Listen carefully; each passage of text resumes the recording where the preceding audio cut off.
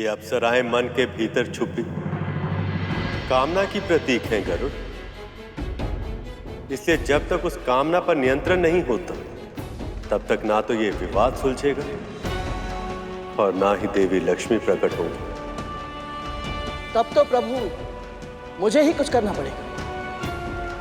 परंतु इन सभी के लिए तुम केवल एक दास हो, ये तुम्हारी बात क्यों सुनेंगे? नहीं सुनेंगे भैया, परंतु अपनी मां की आज्ञा अवश्य मानेंगे।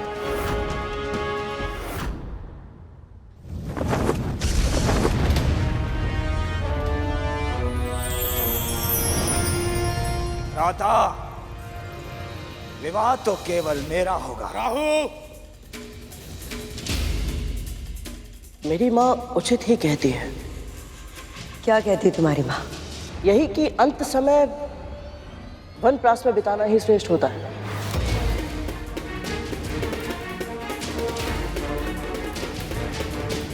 अब आपके पुत्रों को संभालने वाली सुंदरी आ गई है दीदी माँ।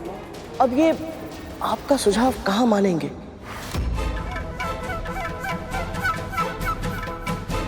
इसीलिए उचित यही होगा कि आप वन में या पिताजी के आश्रम में जाकर तपस्या करें।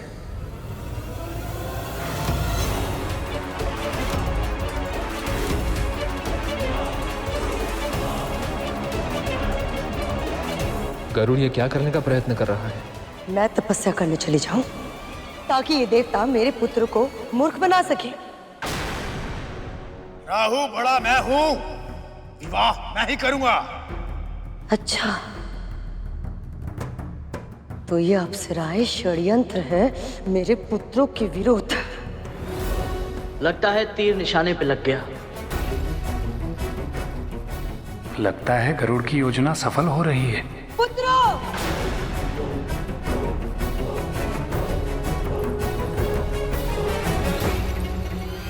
कोई भी इन अप्सराओं के निकट नहीं जाएगा। देवता को लेने दो इन्हें, यह आदेश है मेरा।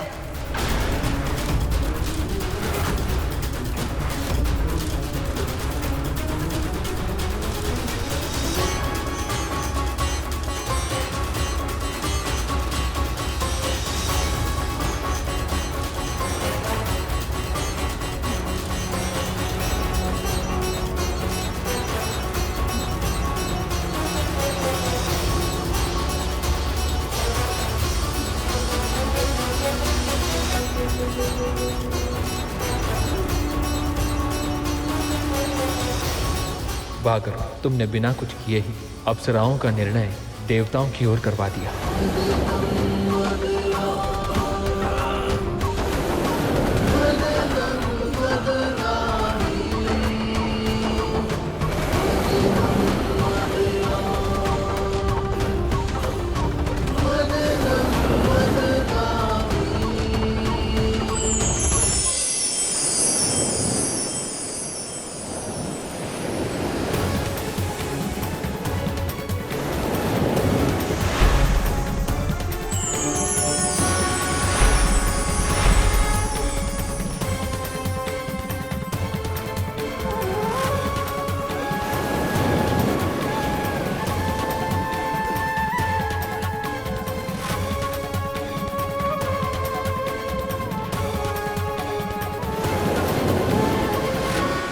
ये अद्भुत प्रकाश, ये मंद मंद चलने वाली पवन और प्रकृति में ये सुंदर बदलाव, ये सब कुछ कैसे हो रहा है? इन सभी संकेतों को देखकर तो ऐसा लग रहा है कि अब आएगा वो अमृत। अमृत, अमृत, अमृत, अमृत, अमृत।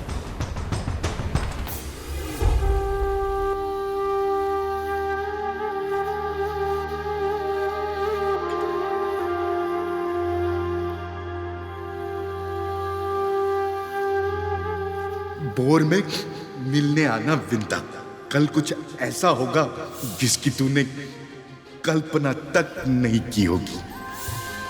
बाबा ने मुझसे ऐसा क्यों कहा? और आज मेरा मन इतना अशांत क्यों है? ऐसा क्यों लग रहा है जैसे कुछ बहुत बड़ा होने वाला है? हे प्रभु, हे नारायण, मेरे साथ रहिएगा।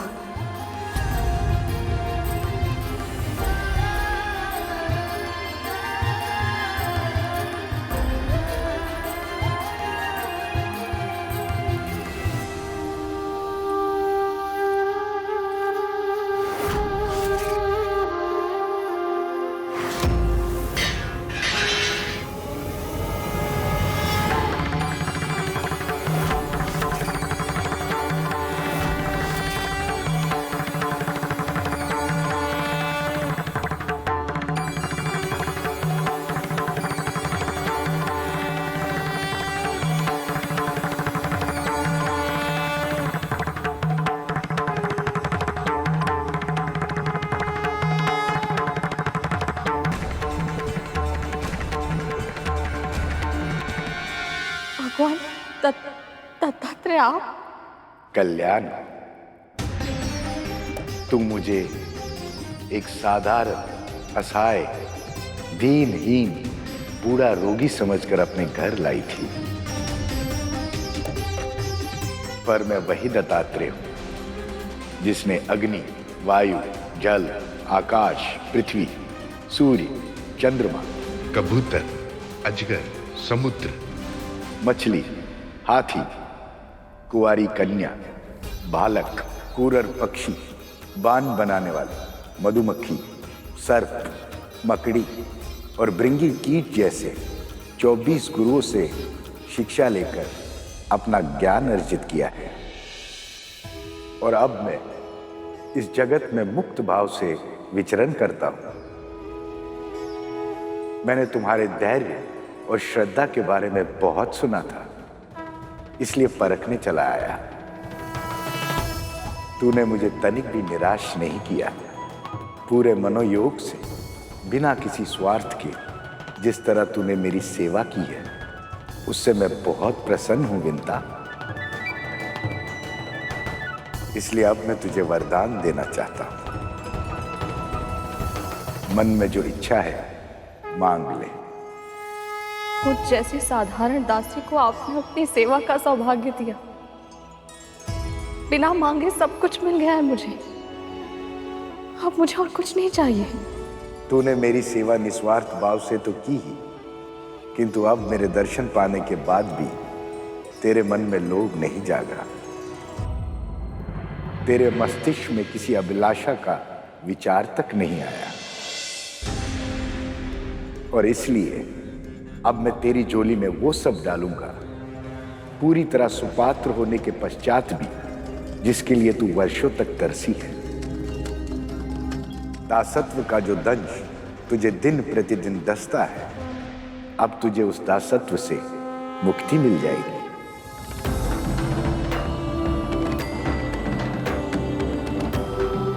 आपके कहने का अर्थ है आज से मेरा पुत्र और मैं मुक्त हो जाएंगे? नहीं, जिस प्रकार एक काली घनी लंबी रात्रि के पश्चात सर्वप्रथम आकाश में तुम्हारे पुत्र अरुण की लालिमा छाती है, और उसके बाद ही धीरे धीरे सूर्य का प्रकाश फैलता है, उसी प्रकार धीरे धीरे तुम्हें तुम्हारे कष्टों से मुक्ति मिलेगी। आज से तुम्हारा अच्छा समय आरंभ हो गया विंता, और धीरे धीरे एक एक करके तुम्हारे सभी दुख समाप्त हो जाएंगे, और फिर समुद्र मंथन से निकलने वाला अमृत तेरे जीवन के सारे विष को समाप्त कर देगा।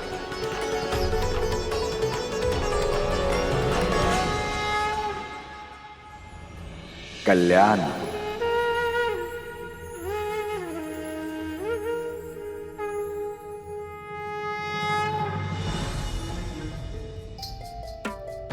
बाबा के आशीर्वाद के प्रयास में इतना श्रम करना पड़ेगा, इसकी तो कल्पना भी नहीं की थी। दीदी, दीदी, दीदी, धीरे बोल। पहले से मेरा मस्तिष्क फटा जा रहा है। क्या हुआ है? क्यों आई है तू यहाँ? दीदी वो बाबा वो कोई साधारण बाबा नहीं है, वो भगवान दत्तात्रेय है दीदी।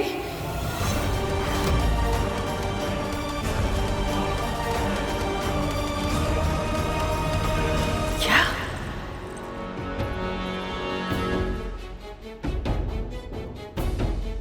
क्या कहा तूने? ये सत्य है दीदी। हमारे स्वामी प्रभु विष्णु की प्रतिमा को नहीं, भगवान दत्तात्रेय को प्रणाम कर रहे थे।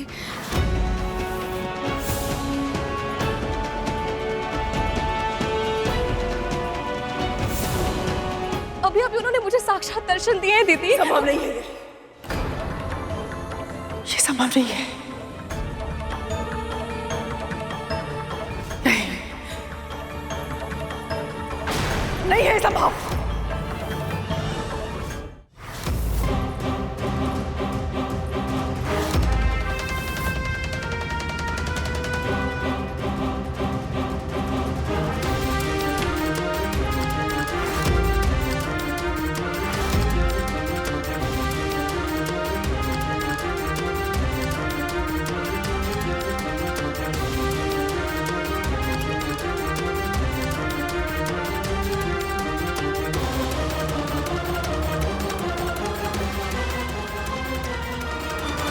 मुझे दर्शन भी नहीं दिया भगवान ने।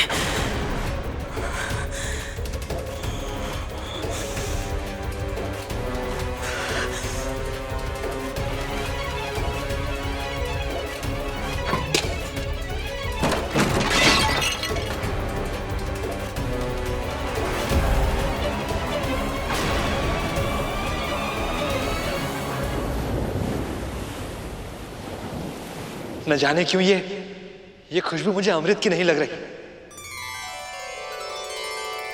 ये सुगंध तो माता लक्ष्मी के आंचल की है।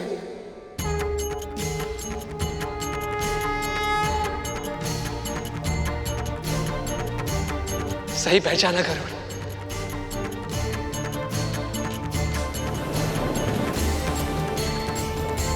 तो क्या अब मां लक्ष्मी प्रकट होने वाली है? मन तो मेरा भी यही कह रहा है भैया, परंतु सटीक अनुमान लगाना भी तो संभव नहीं है। प्रभु आपको क्या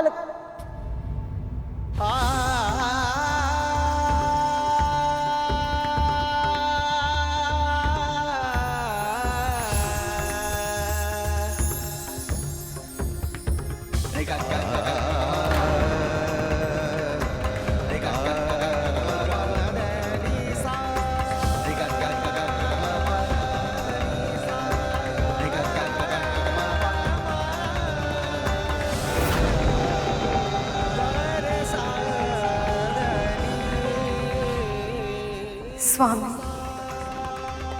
हमारे इस विरह की अवधि हमारी पुनर्मिलन की प्रतीक्षा समझकर बिताइएगा। अभी हमें जाना होगा प्रभु।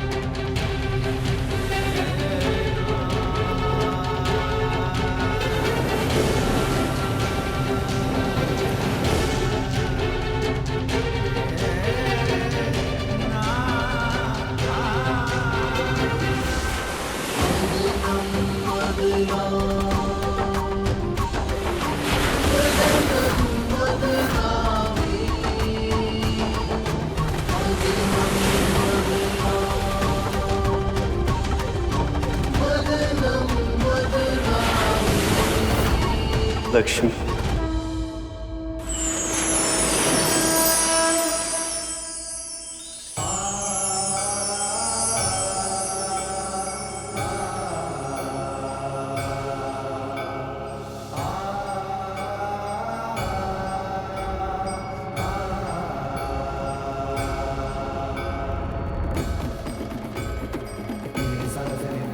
8 दल वाला कमल, इस पर तो माता लक्ष्मी विराजती है ना?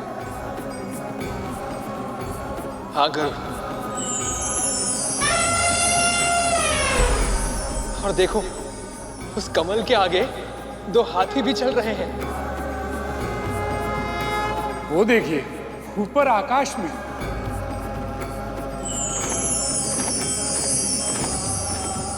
देवी लक्ष्मी का वाहन उल्लू।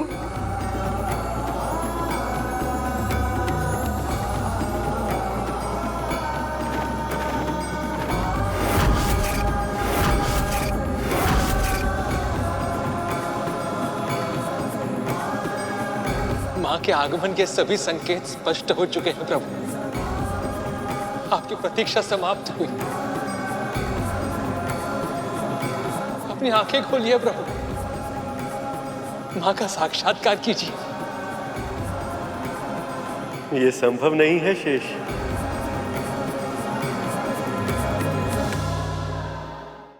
प्रभु, ये आप क्या कह रहे हैं? माता लक्ष्मी से मिलने के लिए आप इतने व्याकुल थे, और अब जब वो पल आ गया तो आप आंखें खोलकर उन्हें क्यों नहीं देख रहे हैं? मैं इतना प्रसन्न, इतना उत्साहित हूं कि मुझे भय लग रहा है गरुड़, कि कहीं ऐसा ना हो जाए कि मैं अपनी ऊर्जा पर नियंत्रण ही ना रख पाऊं।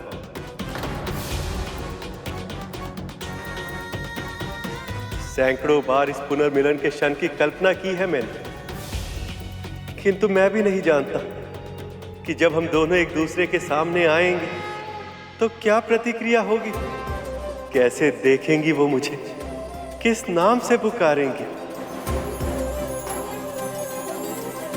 बस यही सोचकर मेरे हृदय की गति बढ़ती जा रही।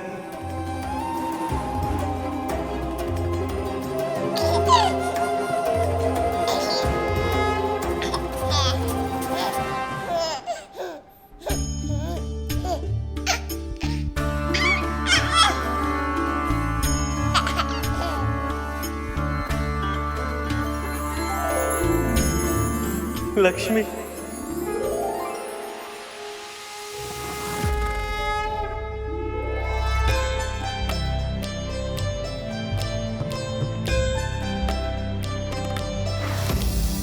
सुमनत वंदित सुंदरी माधवी चंद्र सहोदरी है ममाए, मुनि गण वंदित मोक्ष प्रदायनी मंजुल भाषिणी वेदनुते, पंकज वासिनी देव सुपूजित सद्गुण वर्षिणी शांतियुते, जय जय है मधुसूदन कामिनी आदि लक्ष्मी परिपालय मां।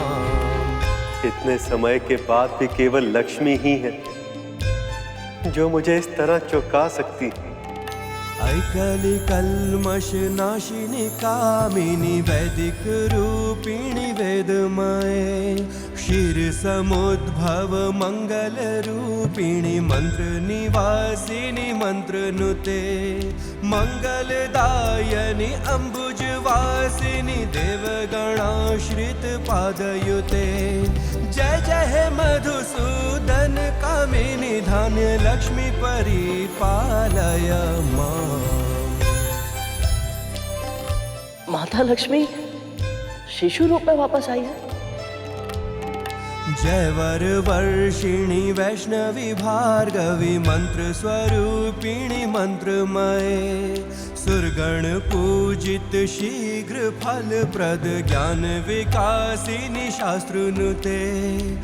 देवी अदिति, देवी दिति, देखिए माँ के शिशु चरणों में सभी शुभ चिन्ह विद्यमान हैं। मधुसूदन कामिनी धैर्य लक्ष्मी परिपालय मां।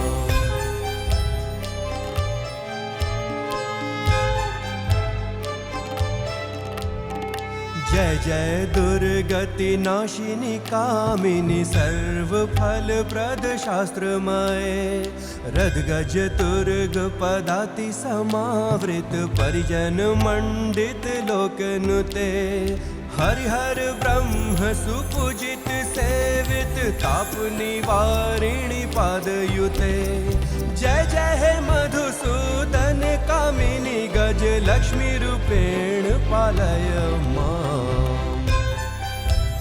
अद्भुत लक्ष्मी, अद्भुत है आपकी लीला।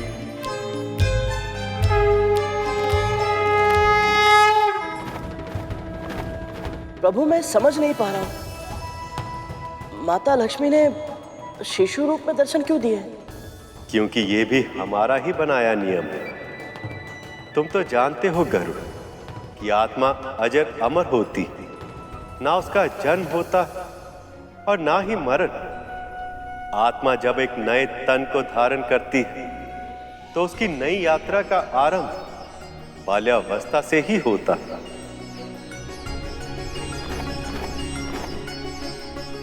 इसलिए देवी लक्ष्मी ने समुद्र देव के पुत्री के रूप में अपनी नई यात्रा का आरंभ बाल रूप से ही किया।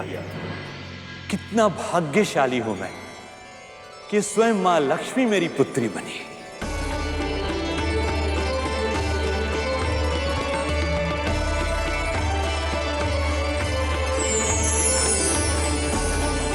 हमें भी अपने इस सखी के दिव्य रूप के दर्शन करने हैं। मां ने इस रूप में आकर चमत्कार कर दिया प्रभु। इनके कारण मां पार्वती और मां सरस्वती के दर्शन भी हो गए और यहाँ का वातावरण और भी अधिक पवित्र हो गया।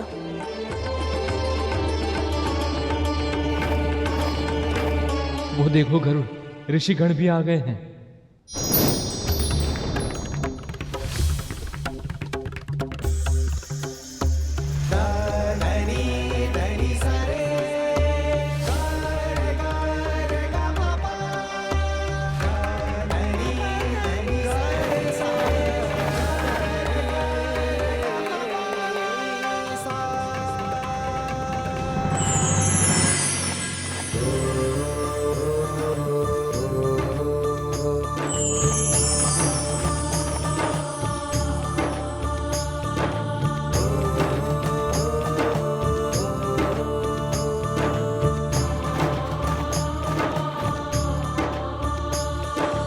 लक्ष्मी, अब आप अपने मूल स्वरूप में आने की कृपा करें।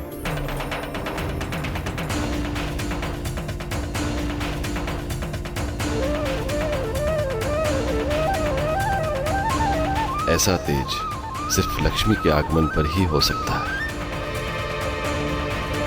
मां लक्ष्मी की, मां लक्ष्मी की, मां लक्ष्मी की, मां लक्ष्मी की, मां लक्ष्मी की, मां लक्ष्मी की, मां लक्ष्मी की, मां लक्ष्मी की, मां लक्ष्मी की, मां लक्ष्मी की।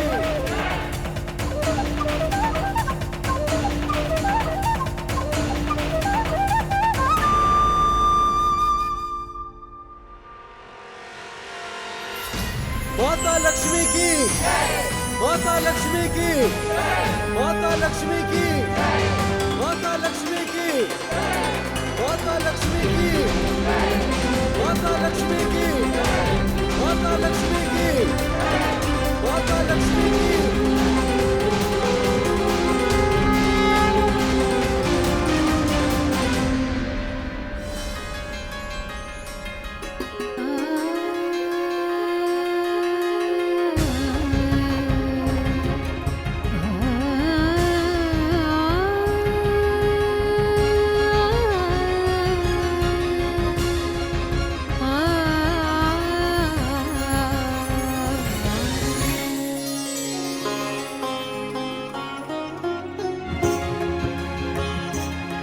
लक्ष्मी,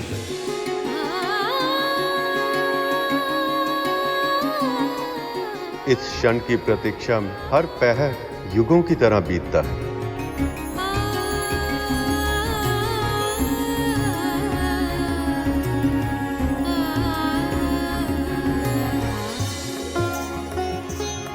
नारायण नारायण। इसीलिए तो ये जोड़ी सृष्टि की सर्वोत्तम जोड़ी कहलाती है। माँ की लीला में प्रभु कब भागीदार बन गए पता ही नहीं चला। नारायण नारायण। भैया, नारद मुनि ने बिल्कुल सत्य कहा। जब से मैं वैकुंठ आया हूं, मुझे यही लगता था कि सब कुछ होते हुए भी कोई कमी है। आज इन दोनों को इस तरह मुस्कुराते हुए देखकर अब समझ आया कि वो कमी किस बात की थी। मां के दर्शन मैंने पहले भी किए थे और तब वो उदासी थी। मुस्कुराते तो प्रभु भी थे, परंतु इनकी मुस्कुराहट की चमक इनकी आंखों में नहीं दिखती थी। और आज भले ही प्रभु और मां लक्ष्मी मिल नहीं पाए, परंतु इनके एक साथ एक स्थान पर होने से ही ऐसा प्रतीत होता है जैसे जैसे सारे संसार की प्रसन्नता लौट आई है। माँ लक्ष्मी की जय, माँ लक्ष्मी की जय, माँ लक्ष्मी की जय, माँ लक्ष्मी की जय, माँ लक्ष्मी की जय, माँ लक्ष्मी की जय। माँ, जब आपने ये पूरी लीला रची ही है, हम सबको इसका भागीदार बनाया ही है, तो अब हमें आप इसका पूर्ण आनंद लेने दीजिए।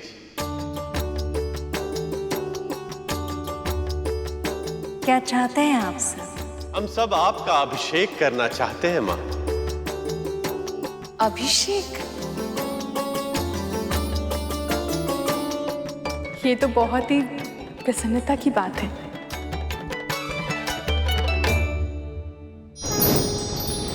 ऐसा अवसर कई वर्षों में एक बार ही आता है देवी, आज्ञा दे दीजिए।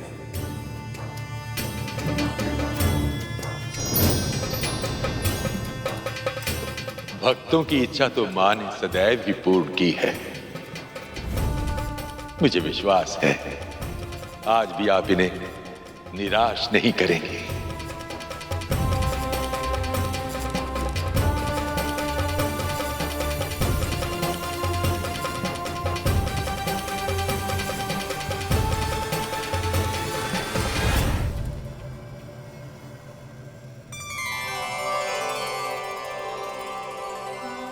ये मेरी माँ के सुकर्मों का ही फल है कि मैं इतने सौभाग्यशाली क्षणों का साक्षी बन पा रहा हूँ। बस माँ और विमाता भी यहाँ उपस्थित होते तो उन्हें भी नारायण और लक्ष्मी माँ के मिलन देखने का सौभाग्य प्राप्त होता।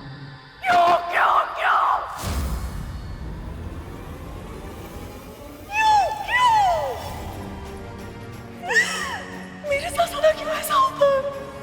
क्यों? क्यों सब पक्षपात करते हैं मेरे साथ? तेरा सदैव पक्ष लेते हैं सब। क्यों विद्या, क्यों? आप ऐसा क्यों सोच रही हैं? दर्शन भले ही ना हुए हो, पर उनकी सेवा करने का सौभाग्य तो आपको भी मिला है ना। सौभाग्य? जो मुझे मिला है दीदी उसे सौभाग्य कहती है तो सौभाग्य ही सही। तूने क्या मांगा उनसे? हाँ? चुप क्यों है, बोलती क्यों नहीं? इस बार तूने क्या वरदान मांगा अपने पुत्र के लिए? बोल ना। दासत्व का जो दंश तुझे दिन प्रतिदिन दसता है, अब तुझे उस दासत्व से मुक्ति मिल जाएगी। मुझे ये बात दीदी को बतानी चाहिए या नहीं?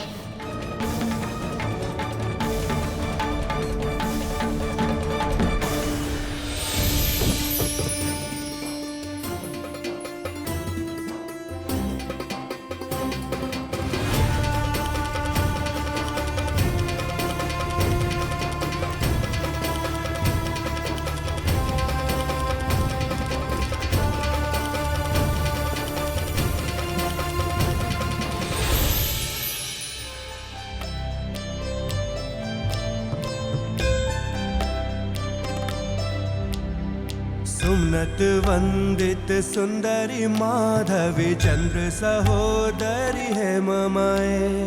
मुनिगण वंदित मोक्ष प्रदायनी मंजुल भाषिणी वेदनुते। पंकज वासिनी देव सुपूजित सद्गुण वर्षिणी शांतियुते। जय जय है मधुसूदन कामिनी। ये देवियां कौन है? ये सभी पवित्र नदियां हैं। गंगा, जमुना, सरस्वती, नर्मदा, कावेरी। हास्य मुखे नवनिधि दायिनी कलिमल हारिणी कामित फल प्रद हस्तयुते। जय जय हे मधुसूदन कामिनी विद्या लक्ष्मी सदा पालय मां।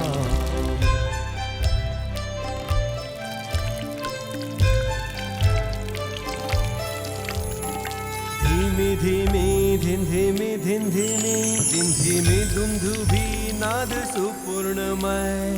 घुम घुम घुम घुम घुम घुम घुम घुम शंख निनाद सुवाघनुते। वेद पुराण इतिहास सुपूजित वैदिक मार्ग प्रदर्शयुते। जय जय हे मधुसूदन कामिनी धन लक्ष्मी रूपेण पालय मां। श्लो अष्ट लक्ष्मी नमस्तु। कितनी अनजान बन रही है लक्ष्मी, मेरी ओर देख तक नहीं रही और फिर भी दूर से ही उन्होंने मेरे चरण पखार दिए। भक्त मोक्ष प्रदायिनी श्लो शंख चक्र गदा हस्त विश्व रूपिणी ते जयः।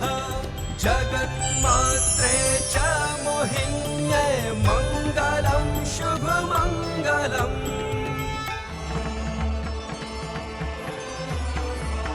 माता लक्ष्मी पर पत्तों और फूलों की वर्षा। देवी लक्ष्मी नए जीवन और समृद्धि का प्रतीक है, इसीलिए भूमि देवी ने अपना उपहार समर्पित कर रही है।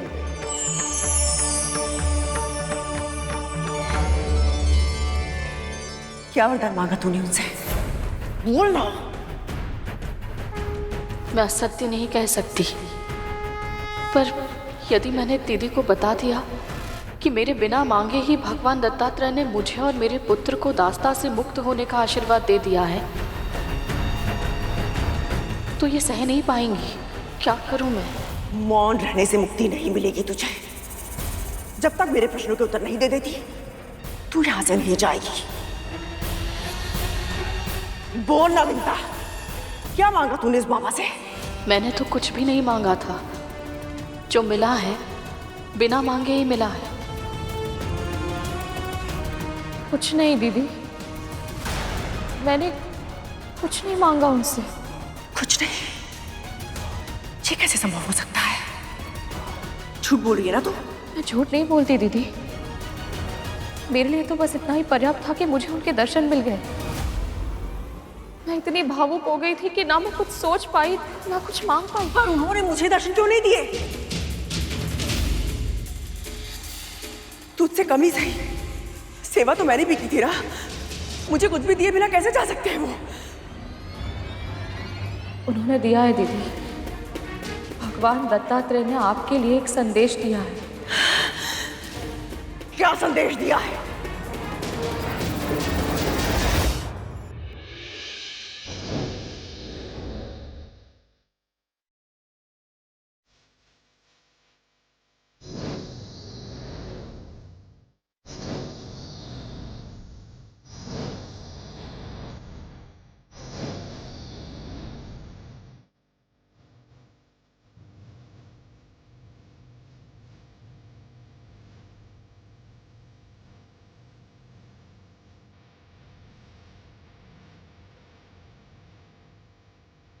माता अम्बे, अपने पंचगव्य का दान करके आपने मुझे कृतार्थ कर दी।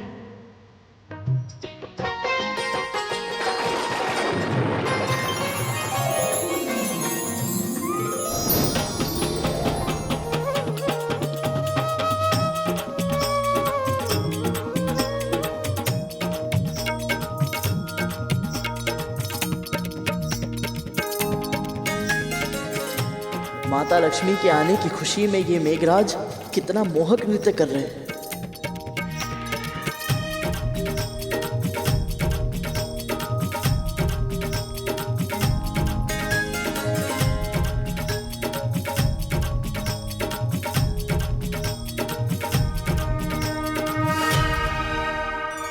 हे मां, ये समस्त संसार आपके हाथों की कठपुतली ही तो है। आपकी ही कृपा से सभी देवताओं को पद और प्रतिष्ठा मिलती है। आप सृष्टि के पालनहार हैं मां। आप तीनों लोकों में सर्वशक्तिमान हैं। फिर भी आपने मेरी पुत्री बनकर जो मुझे असीम गौरव प्रदान किया है, उसके लिए मैं धन्य हो गया मां।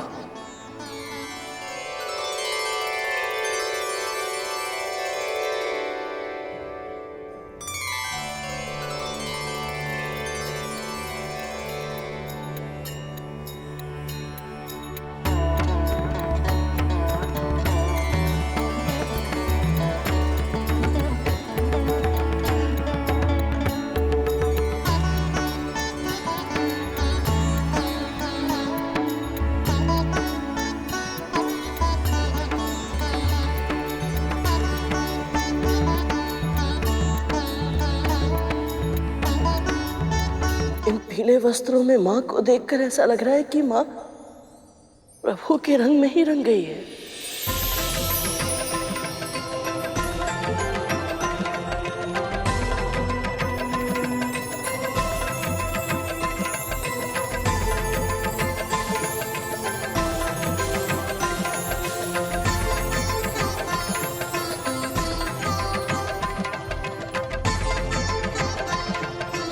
ये भोग का प्रतीक है मां, और ये अभिज्ञान का प्रतीक है। इसे स्वीकार कर हमें कृतार्थ करें।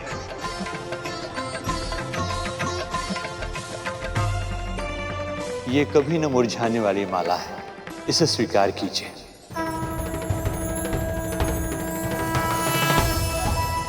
अपने सेवक बसंत की ओर से यह शहद स्वीकार करें मां। विश्वकर्मा होने के नाते मैं आपके लिए आभूषणों का निर्माण करना चाहता हूं मां, आज्ञा दीजिए।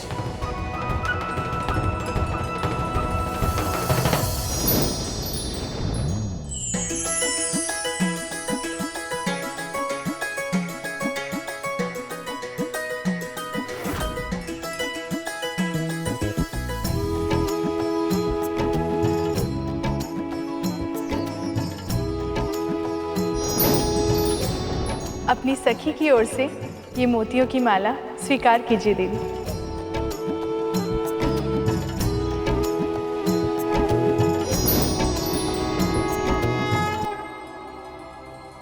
ये अक्षय कमल है जो कभी नहीं मुरझाएगा। इसे स्वीकार कर इसके अस्तित्व को सार्थक करें देवी।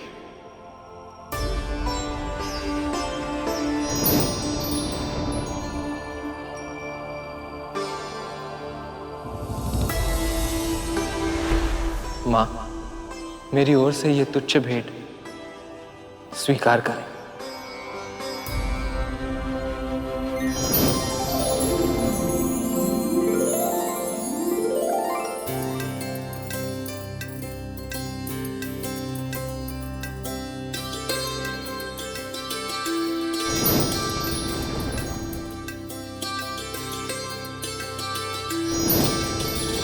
आपकी कांति संपूर्ण जगत में सदैव व्याप्त रहे। जिस पर भी आपकी दृष्टि पड़े उसके सभी कष्ट, सभी दुख सहज ही मिट जाएं और आपके भक्तों पर समृद्धि की अनंत वर्षा होती रहे। दरिद्रता उन्हें कभी छू भी न पाए।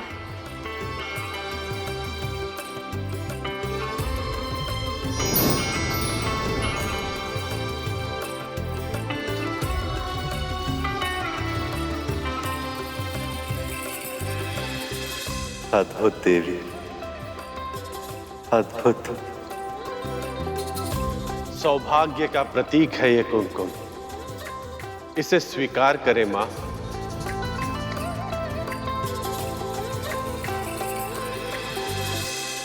जय मां लक्ष्मी की।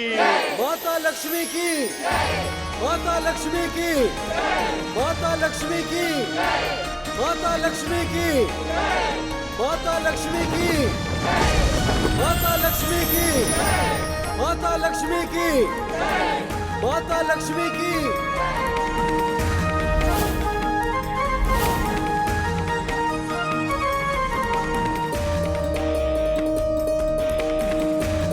मेरे पास आपको भेंट देने के लिए कुछ नहीं है माँ, इसलिए मैं कुछ देने नहीं मांगने आया हूँ। अब प्रभु विष्णु की प्रतीक्षा का अंत करें।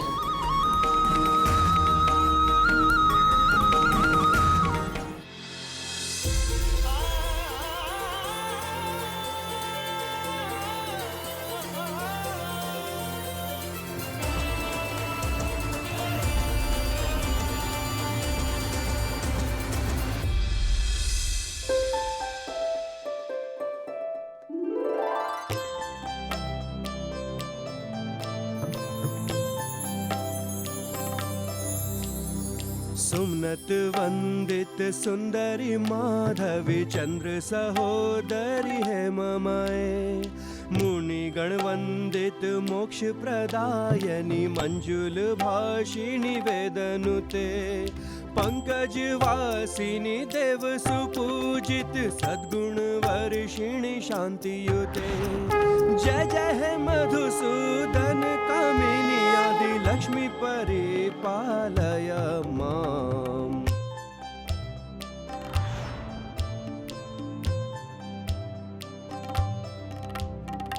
ऐकली कल्मष नाशिनी कामिनी वैदिक रूपिणी वेदमये, क्षीर समुद्भव मंगल रूपिणी मंत्र निवासिनी मंत्र नुते, मंगलदायनी अंबुज वासिनी देवगणाश्रित पादयुते। जय जय हे मधुसूदन कामिनी धान्य लक्ष्मी परिपालय माम।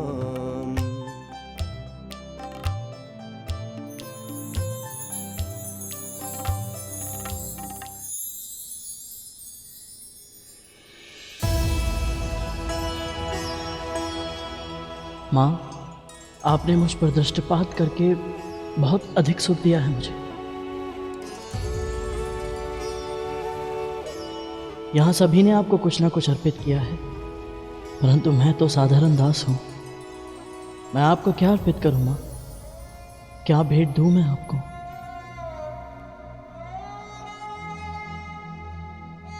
देवी लक्ष्मी तुम्हारी भक्ति और सेवा से इतनी प्रसन्न है कि उन्हें अभी किसी भी उपहार की आवश्यकता नहीं है गरुड़। जब कोई पिता अपनी पुत्री को इस रूप में देखता है तो कितनी ही भावनाएं एक साथ उभरती है। इसकी था पाना भी असंभव है। पुत्री के बड़े हो जाने की प्रसन्नता से पिता का मन मयूर नृत्य कर रहा होता है, पर साथ ही साथ उसके बिछड़ जाने के दुख से भावुक भी हो जाता है। प्रत्येक पिता की एक इच्छा और कर्तव्य भी है कि वो अपनी पुत्री के लिए एक योग्य वर ढूंढे। इस समय आप भले ही मेरे सामने एक पुत्री के रूप में हैं, पर ये मैं कैसे भूल जाऊं कि आप त्रिलोक की स्वामिनी हैं, संपूर्ण सृष्टि की माता हैं आप। इसलिए आपके योग्य जीवन साथी का चुनाव करने में मैं असमर्थ हूं।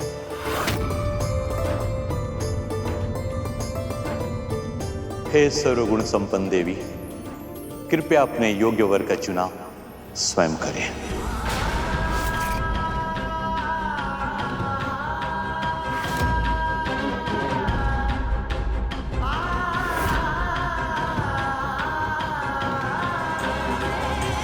चुनाव?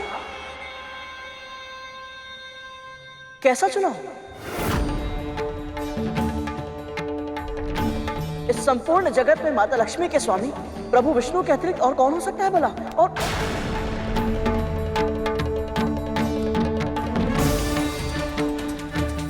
गरुड़ ने उचित ही कहा है देवी।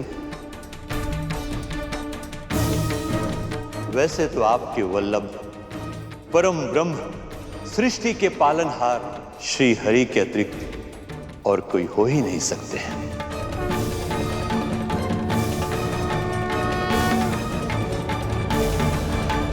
फिर भी मैं चाहता हूं कि आप स्वयं अपना वर चुनें। उत्तम सुझाव है देवी।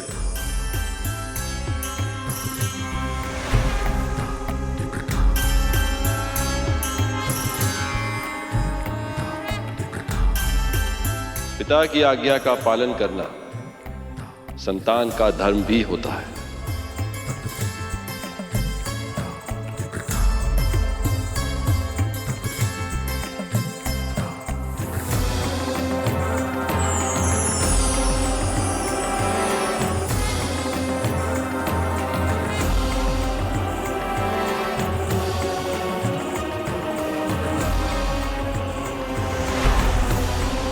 पुत्री, स्वयंवर आरंभ करें।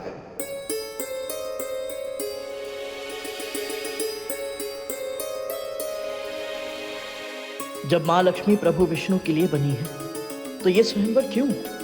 प्रभु आप ये कैसे होने दे सकते हैं? कैसा संदेश? बता मुझे। उन्होंने मुझे एक कथा सुनाई थी।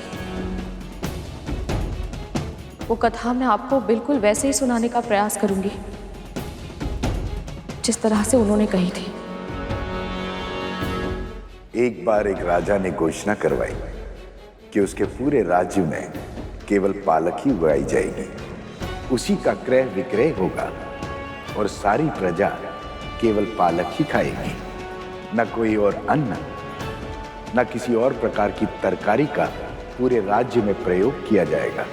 यदि कोई राजा के इस आदेश का उल्लंघन करता तो राजा उसे कोड़ों से पीटने का दंड देता या कभी कभी उसके प्राण ले लेता।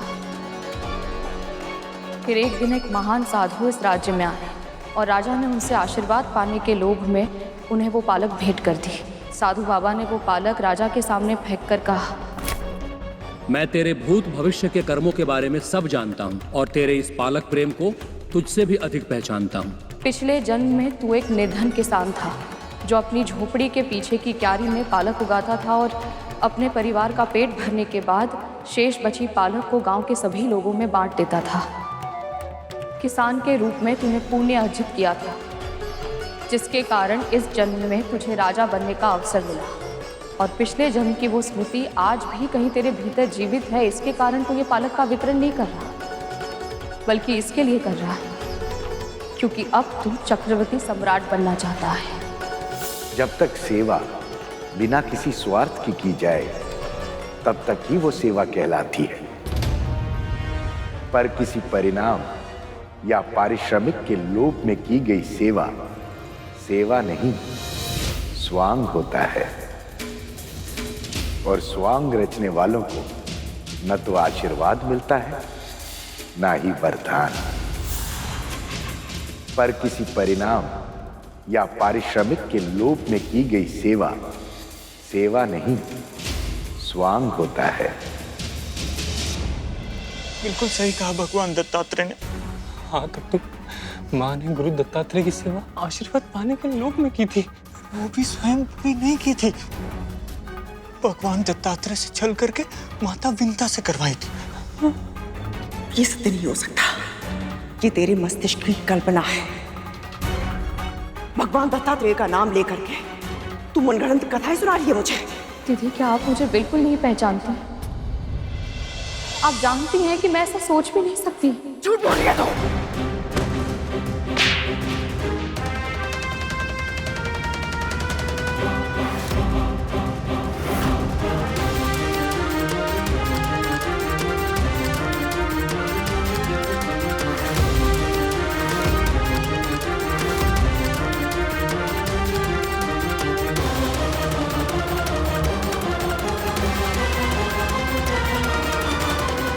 सही किया भगवान दत्तात्रेय ने, माँ के साथ ऐसा ही व्यवहार होना चाहिए। हाँ, तब तो विमाता विंता सही थी, फिर भी माँ ने उन्हें दोषी ठहराया, इसीलिए उनके चेहरे पर एक काला चिन्ह आ गया। अब बहुत हो गया धूमल, माँ को उनके बुरे कर्मों का दंड मिलना ही चाहिए। प्रभु, भला माँ को स्वयंवर की क्या आवश्यकता है? मैंने स्वयं इन्हें विरह की अग्नि में जलते देखा है। हर पल इन्होंने केवल आप ही को प्रेम किया है। तो फिर ये सब क्यों प्रभु? आप दोनों के मिलन में इतना विलंब क्यों? विवाह हर कन्या का स्वप्न होता है गर्भ, और आयु के साथ साथ ये स्वप्न भी बड़ा होता जाता है। नारी के जीवन में सबसे महत्वपूर्ण घटना होती है विवाह, और सबसे अधिक महत्वपूर्ण संबंध होता है पति के साथ उसका संबंध।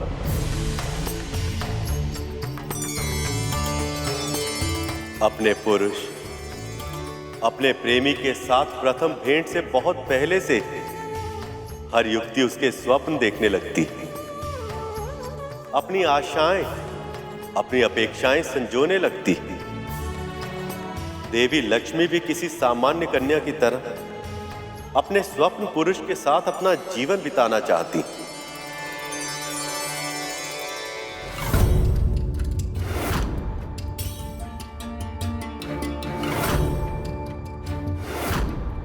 और ये इनका अधिकार है। चुनाव का ये अधिकार मैं तो क्या, कोई भी पुरुष किसी स्त्री से छीन नहीं सकता।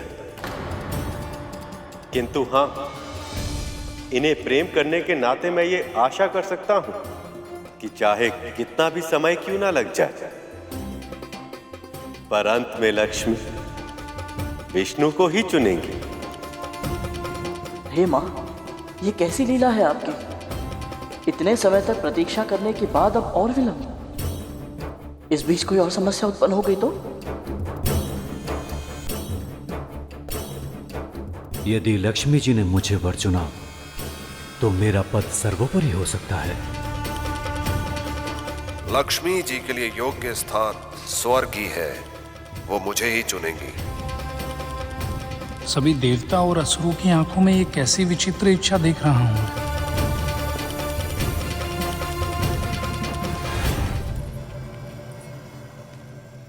ये देवराज इंद्र हैं पुत्री, असीमित ऊर्जा की स्रोत, खगोलीय विद्युत्य, भयानक आंधियों के स्वामी। ये वीर अवश्य है पिताजी, पर इनमें असुरक्षा की भावना प्रबल है।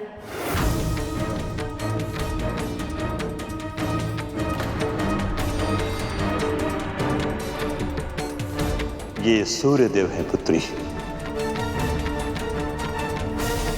इनका प्रकाश सारे जगत को जीवन देता है।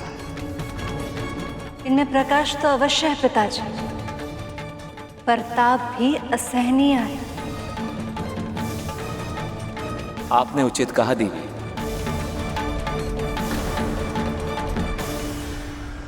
वहां की लीला भी अद्भुत है। अब इन सभी के गुण और अवगुण दोनों ही अपने आप सामने आ जाएंगे।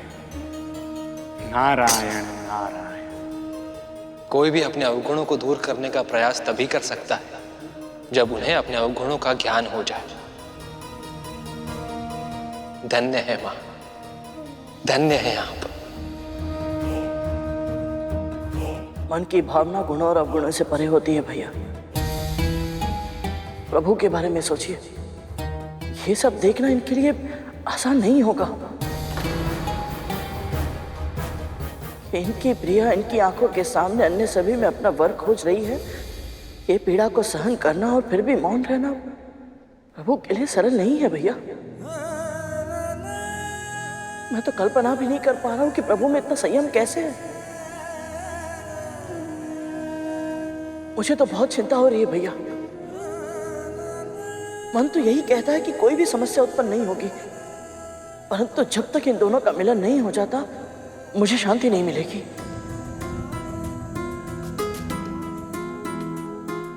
ये अग्निदेव है पुत्री, प्रकाश और ताप दोनों सूर्य से कम है, किंतु अगर ये चाहे तो रात के अंधेरे को दिन के उजाले में बदल सकते हैं। और यदि ये नियंत्रण से बाहर हो जाए तो ये सबको भस्म भी कर सकते हैं।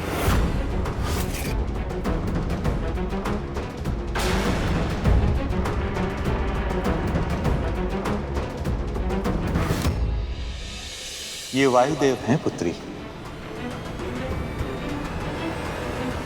ये बहुत चंचल है, स्वयं एक स्थान पर टिककर रह ही नहीं सकते। यदि मैं इनके साथ हमेशा चलती रही तो इस जगत का कल्याण कभी नहीं कर पाऊंगी।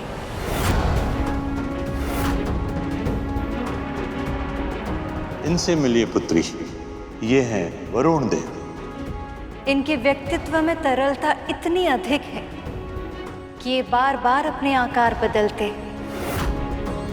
और जो स्वयं अपना आकार इतनी बार बदले, उनके साथ मैं स्थिर कैसे रह सकती हूँ?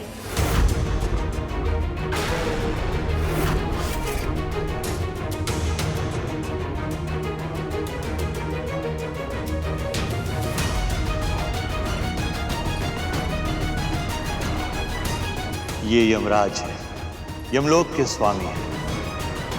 और कर्तव्यनिष्ठ भी। इनमें दया और करुणा का अभाव है पिताजी। लक्ष्मी इन देवताओं की नहीं हुई, अर्थात हम असुरों की होगी। पुत्री, इन सभी देवताओं में से कोई भी आपका हृदय नहीं जीत पाया है। आप चाहें तो नागों में से किसी एक का चुनाव कर सकती हैं। मैं अभी उनका प्रबंध कर सकता हूं।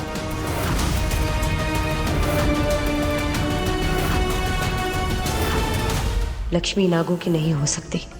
क्षमा कीजिए पिताजी, नाग तो सदैव ही अपनी माता से भयभीत रहे, इतने अधिक भयभीत कि उनके प्रवृत्ति से भय निकालना असंभव है। और जो स्वयं इतने भयभीत है, उनके साथ में सुरक्षित होने का आभास कैसे कर सकती हूँ? बहुत अभिमान है ना कुतरू को अपने पुत्रों पर। यदि वो ये सुन लेती तो कितना आनंद आता। उसे होना चाहिए था यहाँ। पता नहीं क्या कर रही है वो पृथ्वी पर। हमारे स्वामी प्रभु विष्णु की प्रतिमा को नहीं, भगवान दत्तात्रेय को प्रणाम कर रहे थे। अभी अभी उन्होंने मुझे साक्षात दर्शन दिए हैं दीदी। संभव नहीं।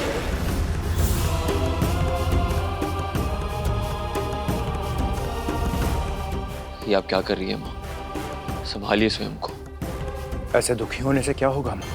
यदि आप मन ही मन घुटती रहेंगी तो हम आपकी सहायता कैसे करेंगे? आप बात बताइए माँ। फिर से वही सब हो रहा है तक्षक कालिया। एक बार फिर से मेरे साथ अन्याय हो रहा है, और अब ये मैं सह नहीं सकती, नहीं सह सकती। वासुदेवाय ओम भगवते वासुदेवाय।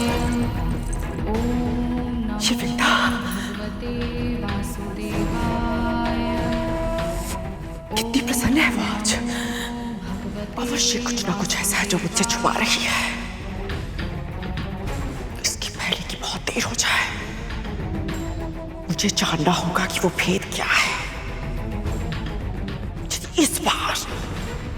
इस बार उसने मुझसे कोई भी चालाकी की तो उसकी ऐसी दशा करूंगी कि प्रभु नारायण भी उसे मुझसे नहीं बचा पाएंगे।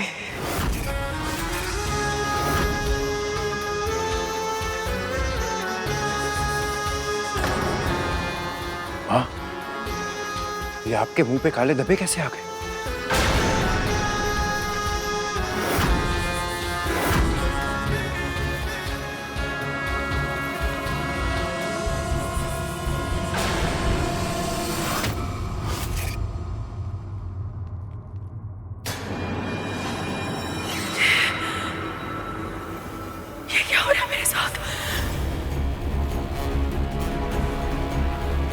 सबसे महत्वपूर्ण है ये मेरे मुंह पे क्यों हो रहा है?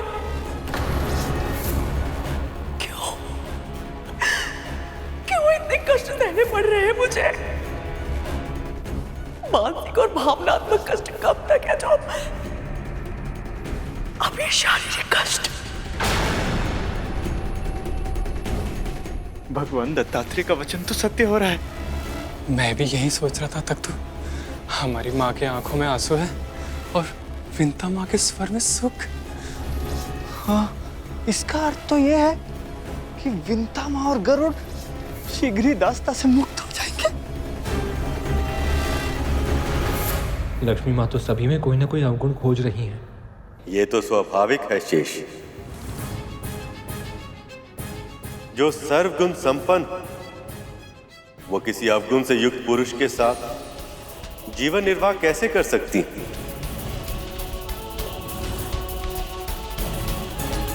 पर इनकी यही विशेषता मुझे भयभीत भी कर रही है। यदि इन्होंने मुझ में ही कोई अवगुण खोज निकाला तो?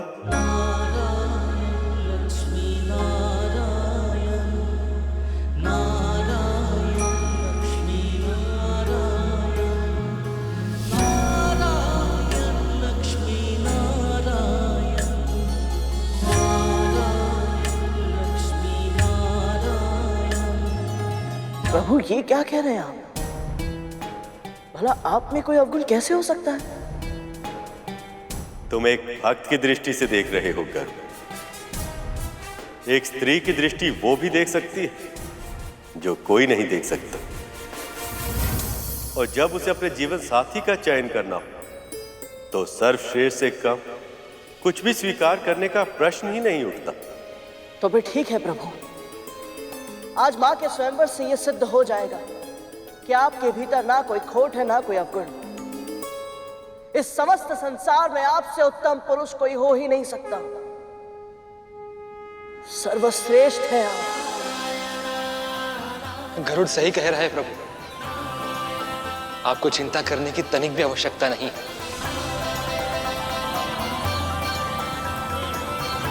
अब बहुत हुआ माँ, अब ये प्रतीक्षा समाप्त कीजिए। क्षमा कीजिए, मैं आप में से किसी के साथ विवाह नहीं कर सकती।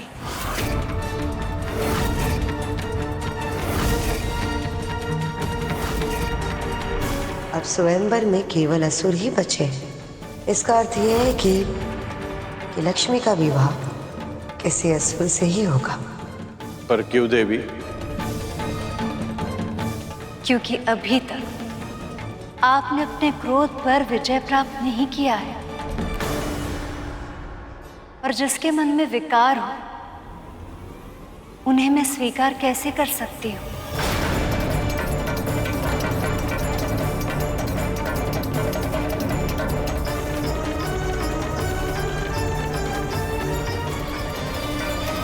देवताओं और सप्तऋषियों तक में अवगुण खोज लिए हैं इन्होंने। यदि हमारी ओर देखेंगे तो अवगुणों की सूची इतनी लंबी बना देंगे जैसे वासुकी की पूंछ। अभी अभी इन देवताओं से संधि हुई है हमारी। इनके सामने हमारी प्रतिष्ठा और सम्मान मिट्टी में मिल जाएगा। ऐसा नहीं होगा। पर क्यों मां? क्योंकि विष्णु प्रिया की दृष्टि में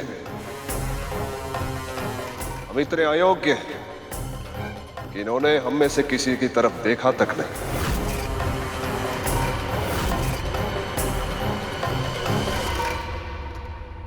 इन असुरों की उपेक्षा करके माँ ने बहुत अच्छा किया। इन दुष्टों के ऊपर माँ की कृपा दृष्टि भूल से भी नहीं पड़नी चाहिए। मुझे नहीं पता था तुम्हें असुरों से इतनी चिढ़ है। मुझे हर उस प्राणी से चिढ़ है भैया जो माँ और धन का सम्मान नहीं करते। मुझे भी गर्व है।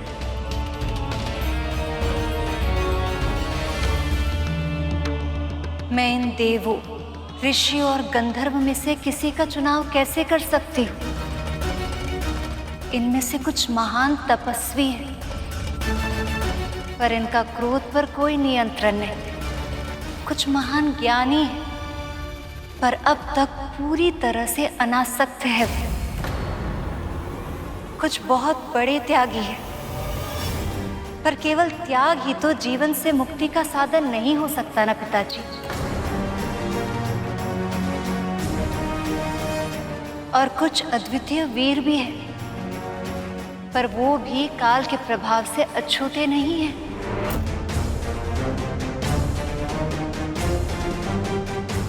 पिताजी, मुझे ऐसा लगता है कि यहाँ ऐसा कोई भी नहीं है जो मेरे पति बनने के योग्य है।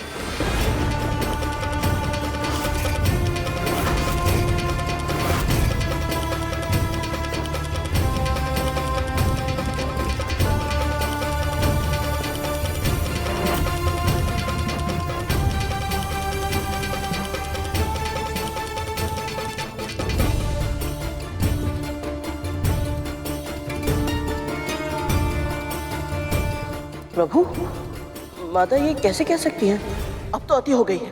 प्रभु आप कहिए ना कि आप सुयोग हैं। आपसे अधिक योग्य संसार में कोई हो ही नहीं सकता। प्रभु नहीं तो मैं जाकर माँ से कहता हूँ। नहीं गरुड़, लक्ष्मी के मन में योग्य और आदर्श पति की छवि क्या है और मैं उस पर खरा उतरता भी हूं या नहीं, ये जाने बिना मैं इनसे कुछ नहीं कह सकता। जब तक लक्ष्मी स्वयं वो सभी गुण मुझ में नहीं देख लेती जो उन्हें अपने पति की छवि में दिखते हैं, तब तक ये मिलन संभव नहीं। इन्हें पति रूप में मुझे पाने की इच्छा प्रकट करनी होगी, तभी मैं अपना प्रेम व्यक्त कर पाऊंगा। इसलिए जब तक ऐसा नहीं होता तब तक मुझे प्रतीक्षा की पीड़ा सहनी होगी।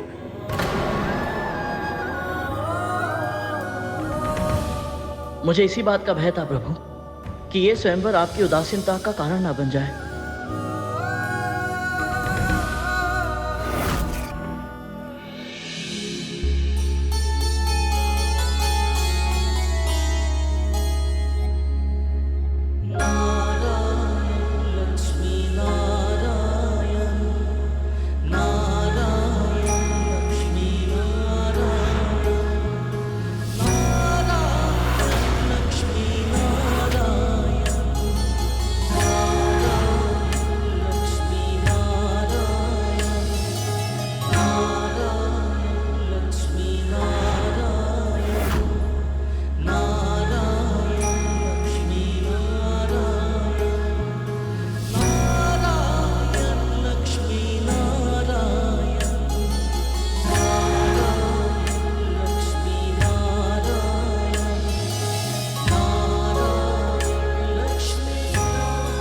पुत्री, इतना तो जान चुका हूं मैं कि आपके मन में योग्य पुरुष की छवि स्पष्ट रूप से अंकित है। आप मुझे भी बताइए ताकि मैं आपके लिए योग्य पुरुष तलाश सकूं।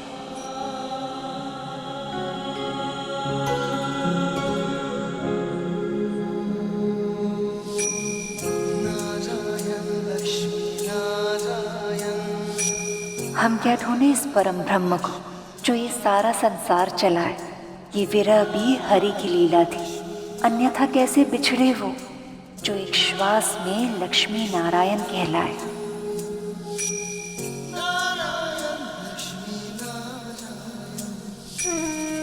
मैं चाहती हूँ जो मेरे सुहाग बने वो सदैव बने रहे। हल्दी कुमकुम का सौभाग्य सदैव बने रहे और मेरे जीवन में कभी भी कोई सौत ना आए,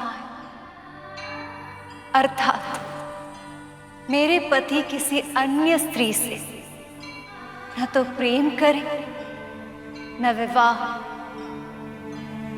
जो मेरे वर हो उनका वैभव सदैव रहे, जो अजन्मे हो, जो अमर हो, जो दीन दुखियों के साधु संतों के रक्षक हो, जिनके कारण धर्म की स्थापना हो, जिनके हृदय में प्राणी मात्र के लिए दया की भावना हो।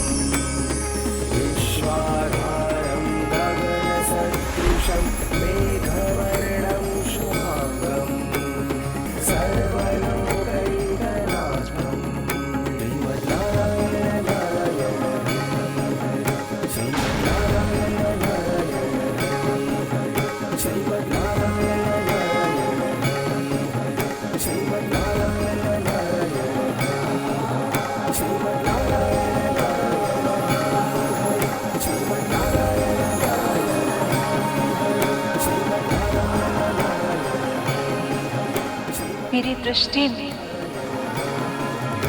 संपूर्ण सृष्टि में ऐसे केवल एक ही पुरुष है, नारायण।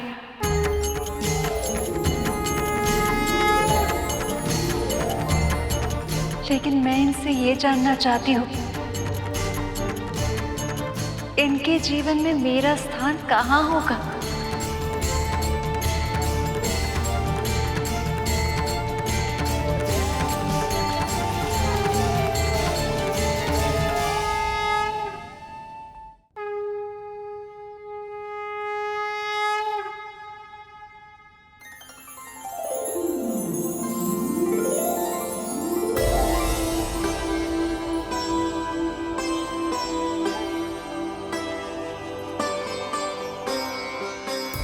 विमाता, विमाता, हमसे बहुत बड़ी भूल हो गई विमाता, हमें क्षमा कर दीजिए। ये क्या कर रहे हो तुम दोनों? उठो उठो, क्षमा क्यों मांग रहे हो? सत्य ये है कि भगवान दत्तात्रेय ने आपसे पहले हमें दर्शन दिया था। हाँ विमाता, वो तो सिर्फ आपकी परीक्षा ले रहे थे। इसलिए जब भी आपको आवश्यकता थी हम सहायता करने का प्रयास करते थे। तभी हमें पता चला कि आप तो हमेशा से ही सही थी। हमारी माँ ने आपके साथ कितना दुर्व्यवहार किया था, और हमने भी अतीत में आपको कितना तंग किया था ना। हमें क्षमा कर दीजिए विमाता, हमें हमारी भूल का आभास है।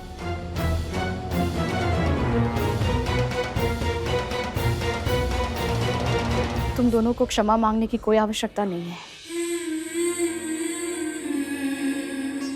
मैंने कुछ भी स्मरण नहीं रखा और ना ही बुरा माना है। यही तो आपके व्यक्तित्व का अद्भुत गुण है। आप कितनी अच्छी हैं, कितनी दयालु हैं। पर हमारी माँ इस योग्य नहीं कि हम बस उनके बारे में कुछ भी बुरा मत बोलो। नहीं विमाता, अब सत्य कहने से हम भयभीत नहीं होंगे। केवल हमें ही ऐसा आभास नहीं हो रहा है, स्वयं भगवान दत्तात्रेय को भी ऐसा ही लगा था। इसलिए तो उन्होंने इस रोग का उपचार स्वयं ही कर दिया। कहना क्या चाहते हो तुम दोनों? अब से जब भी माता आपको सताएगी तो उनके चेहरे पर एक काला धब्बा बन जाएगा। दीदी रुक जाइए विमाता, यदि हम ये चाहते हैं हमारी माँ धर्म के पथ पर लौट आए तो यह आवश्यक है कि उन्हें यह दंड मिले, तभी तो वो अपनी भूल पहचान पाएंगी। इसलिए हम आपसे विनती करते हैं कि इस बारे में हमारी माँ को कुछ भी ना पता चले, और आपकी मुक्ति के बारे में तो बिल्कुल भी नहीं। हाँ विमाता, हम जानते हैं, और सत्य कहें तो हम दोनों भी यही चाहते हैं कि आपको इस यातना से शीघ्र ही मुक्ति मिल जाए। लेकिन ये तभी हो पाएगा जब आप इस बारे में किसी को नहीं बताएंगी। वचन दीजिए विमाता, आप इस बारे में कुछ नहीं कहेंगी।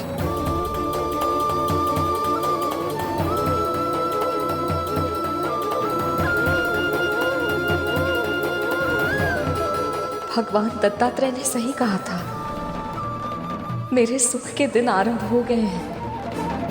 बस किसी तरह मैं इस प्रसन्नता को शीघ्र ही अपने पुत्र के साथ बांट पाऊं। आपका केवल एक ही स्थान हो सकता है देव, मेरा हृदय, जो बहुत लंबे समय से आपकी प्रतीक्षा कर रहा है। यदि आप मुझे स्वीकार कर लें तो मैं आपके योग्य बनने का प्रयास अवश्य करूंगा। मुझमें कई गुण हैं देव, किंतु जिस सर्वश्रेष्ठ पुरुष की खोज आपको है वो मैं नहीं।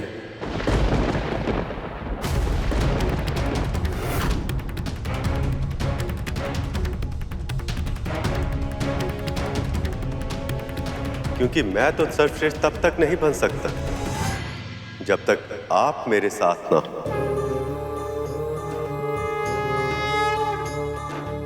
आपके साथ के बिना मैं अधूरा हूं देवी। आपका साथ ही मुझे पूर्ण बनाता। मेरा उत्साह आपकी मुस्कुराहट से, मेरा बल आपके प्रेम से। आपका पति बन मेरा सौभाग्य होगा देवी।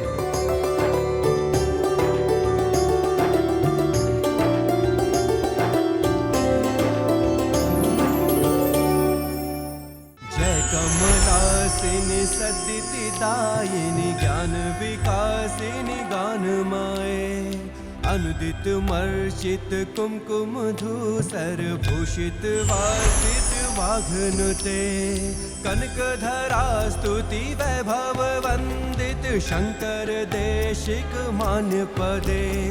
जय जय हे मधुसूदन कामिनी विजय लक्ष्मी परिपालय मां।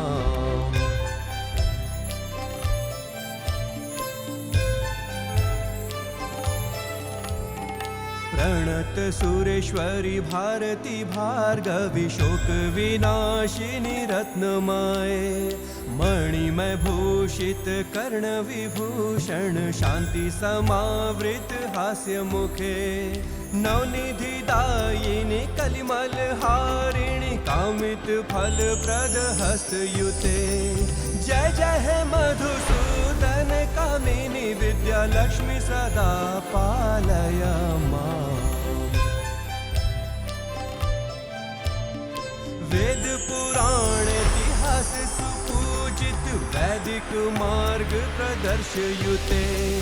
जय जय हे मधुसूदन कामिनी धन लक्ष्मी रूपेणा पालय मां। श्लो अष्टलक्ष्मी नमस्तुभ्यं वरद काम रूपिणी, विष्णु वक्षः स्थलारूढे भक्त मोक्ष प्रदायिनी, श्लो शंख चक्र गदा हस्ते विश्वरूपिणी ते जयः, जगन्मात्रे च मोहिन्यै मंगलं शुभ मंगलम्।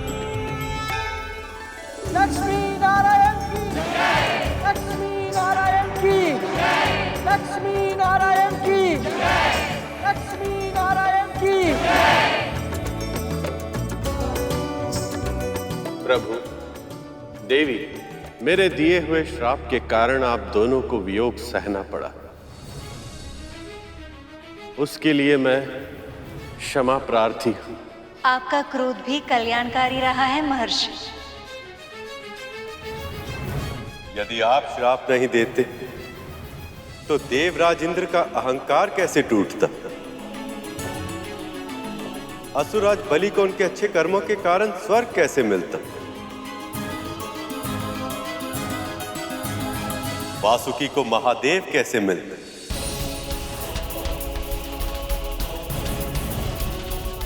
और संसार को वो अमृत कैसे मिलता जो शीघ्र ही उन्हें मिलने वाला? मिलने वाला है, मिलने वाला है, यही कह कहकर शर्म करवाए जा रहे हैं।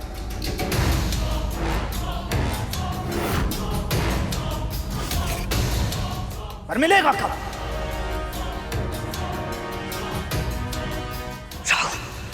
कितनी बार कहा है तूने, महर्षि दुर्वासा के सामने सोच समझ के बोला करो। कहीं ऐसा ना हो अमृत के स्थान पर तुम यहां से श्राप लेकर लौटो।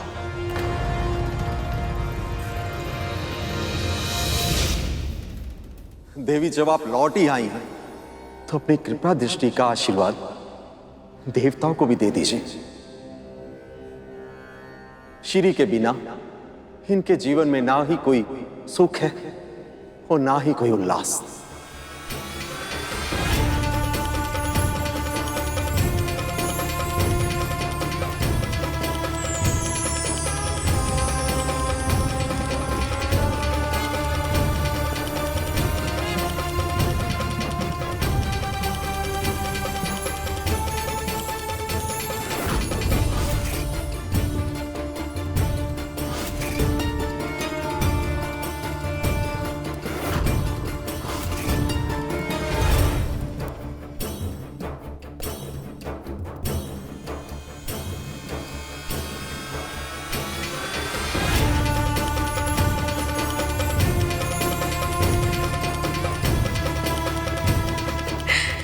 धन्यवाद देवी, अशेष धन्यवाद।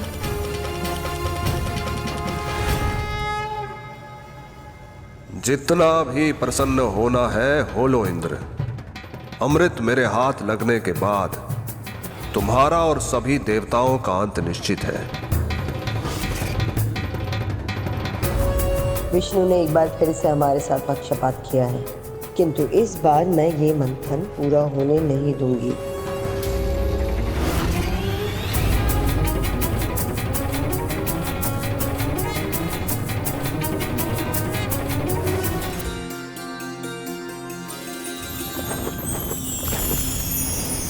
माँ, जब से आपने समाधि ली थी उस दिन से ये संसार श्रीहीन हो गया था। आपने देवताओं पर तो कल्याण कर दिया, कृपया अब इस संसार पर भी दृष्टिपात कीजिए, सबका कल्याण कीजिए माँ।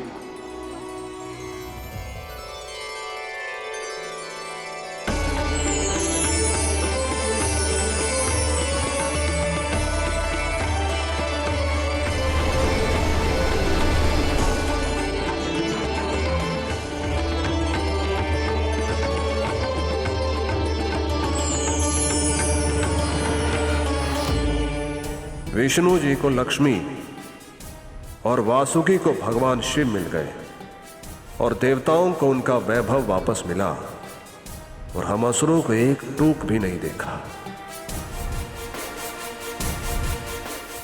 माँ, इस संसार में कुछ व्यक्ति ऐसे भी हैं जिनके मुख पर अब भी उदासी छाई है। मैं जानती हूँ पुत्र, पर मेरी दृष्टि इतनी आसानी से किसी पर नहीं पड़ती। इस संसार में कई स्थान ऐसे हैं जो मुझे अप्रिय है। अब तुमने पूछा ही है तो सुनो।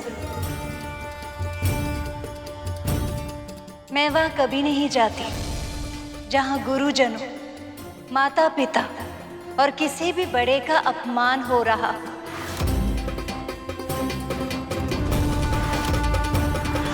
नारद मुनि संसार के सर्वश्रेष्ठ वक्ताओं में से एक हैं।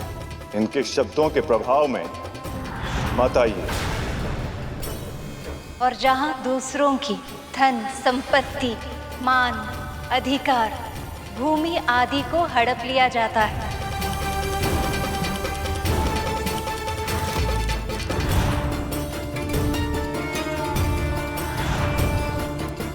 और यहाँ तक कि दूसरों को भूखा देखकर अपने घर में धन और अनाज भरते हैं।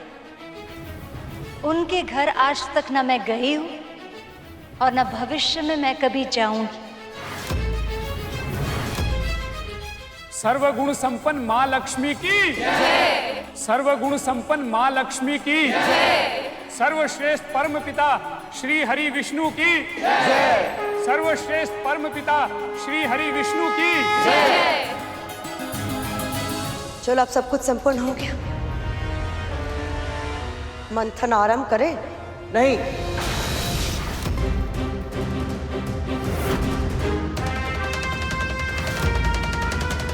अभी मंथन नहीं हो सकता।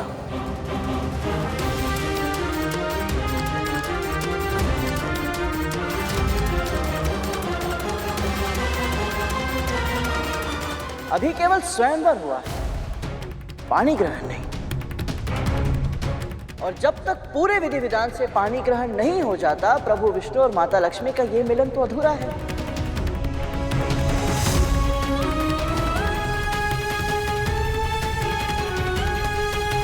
क्यों समुद्रदेव, अपनी पुत्री का कन्यादान नहीं करेंगे?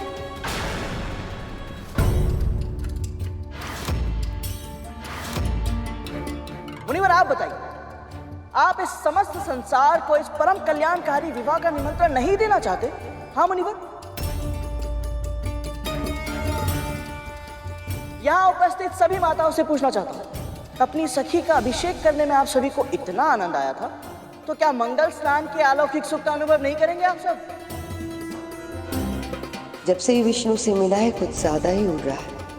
बस एक बार अमृत मिल जाए तो ये इसके जीवन की आखिरी उड़ान होगी। बस बस गरुड़, तुमने तो सारा कार्यक्रम अभी से निश्चित कर दिया। कैसे नहीं करता प्रभु? इस विवाह का स्वप्न केवल आप दोनों ने ही नहीं देखा। आप दोनों की विरह की पीड़ा और मिलन की प्रतीक्षा का अनुभव आपके भक्तों ने भी किया है। प्रतिपल, प्रतिदिन। और मेरी माँ ने तो प्रार्थना भी की थी। आज उनकी प्रार्थना स्वीकार हुई है, तो उत्सव तो होना ही चाहिए। क्या कहते हैं आप सब? सही कहा ना मैंने? बिल्कुल सही कहा पुत्र। सत्य वचन। आप दोनों के विवाह से संपूर्ण जगत का कल्याण होगा। कृपया मुझे इस विवाह के आयोजन की अनुमति दें। मैं देवी लक्ष्मी को उनकी नगरी ले जाऊंगा और आपको बारात लेकर वहीं आना होगा प्रभु।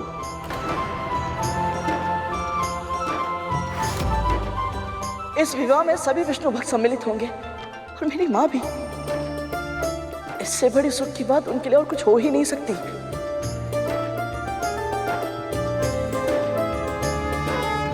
क्या हो रहा है ऐसे?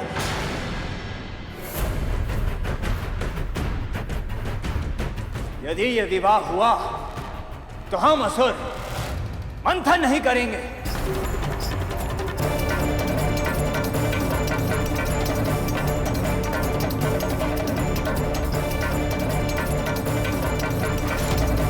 राहु, जानते भी हो तुम क्या कह रहे हो? कोरी धमकियों से कोई लाभ प्राप्त नहीं होगा राहु। अमृत का आना अभी शेष है। सत्य कहा देवराज, अमृत प्रकट होना शेष है अभी। इसलिए आप सब एक दास के कहने पर अपना लक्ष्य भूलने के लिए तैयार हैं।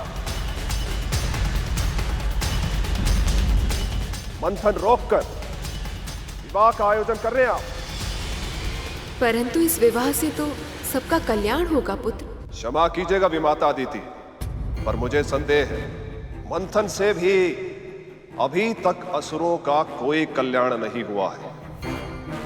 पहले से ही हम वासुकी के मुख की ओर हैं और इसीलिए भीषण दाह सहने पर विवश है। साथ ही हलाहल और अलक्ष्मी जैसे महासंकटों का सामना करने के कारण हमारा विश्वास डगमगाया हुआ है।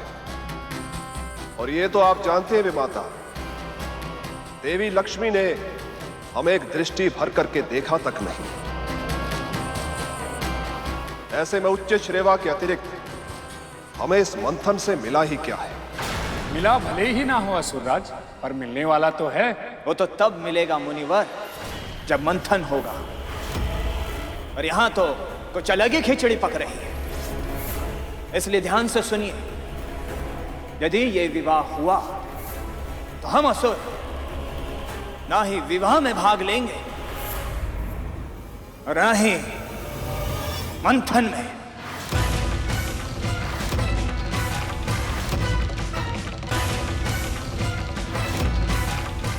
यदि असुरों ने समुद्र मंथन करने से मना कर दिया तो मेरे पुत्रों को कभी भी स्वर्ग और उनकी प्रतिष्ठा वापस नहीं मिल पाएगी। असुर चाहते हैं कि पहले मंथन फिर विवाह। बस यही कहना चाहता है राहु। नहीं महाराज, राजनीति के घुमावदार दांव पेच नहीं, स्पष्ट शब्दों की तीव्र धार वाली कटार दिखाने का समय है ये।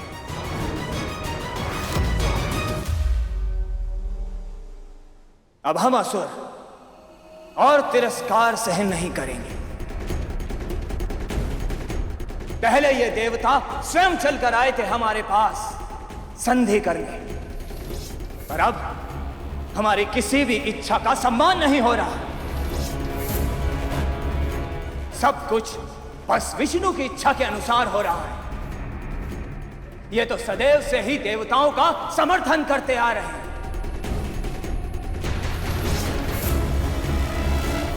पर अब बहुत हुआ। अब या तो पहले अमृत निकलेगा या फिर हम असुर इस मंथन को यहीं समाप्त कर देंगे।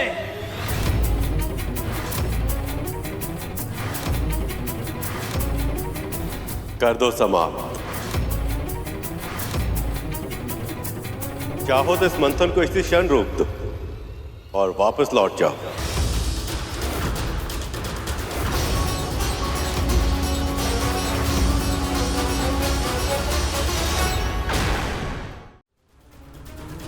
परंतु प्रभु, असुर चले गए तो मंथन कैसे होगा? यदि असुरों को सच में ऐसा लगता है कि उन्हें अमृत की आवश्यकता नहीं, और वो भी तब जब देवताओं को उनकी श्री और शक्ति मिल चुकी है, तो असुर ये मंथन छोड़ के अवश्य जा सकते हैं। इन देवताओं का आत्मविश्वास चरम पर है। कहीं ऐसा तो नहीं कि फिर से हमारे साथ कोई छल हो रहा हो। देवी लक्ष्मी के प्रकट होने के कारण अब ये देवता समर्थ बन चुके हैं। कहीं ऐसा ना हो कि हम असुर क्रोध में मंथन छोड़कर चले जाएं और ये देवता मंथन का अंतिम चरण अकेले पूरा करके सारा अमृत स्वयं ले लें।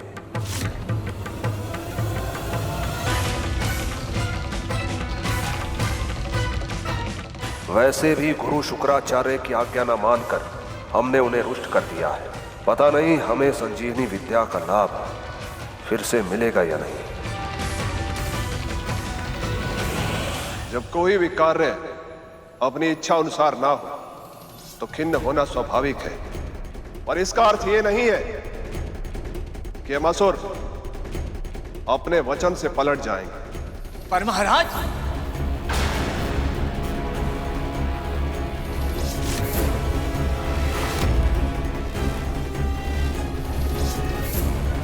यदि आप सब चाहते हैं कि पहले विष्णु और देवी लक्ष्मी का विवाह,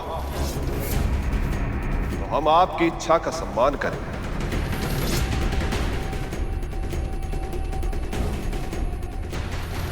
विवाह पूर्ण होने तक आपकी प्रतीक्षा करेंगे। तब तक हमें विश्राम करने का अवसर भी मिल जाएगा।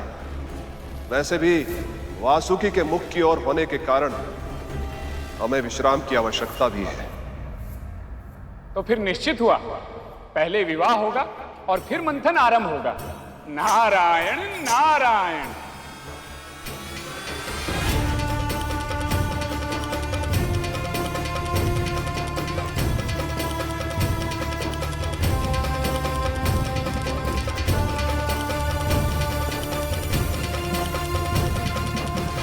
इन असुरों का मस्तिष्क सदैव विपरीत दिशा में ही चलता है क्या? जो कार्य बोलो उसके विपरीत ही करते हैं। मुझे पूरा विश्वास है कि कुछ तो गड़बड़ है, और ये जानने के लिए मैं किसी भी सीमा को पार कर सकता हूं।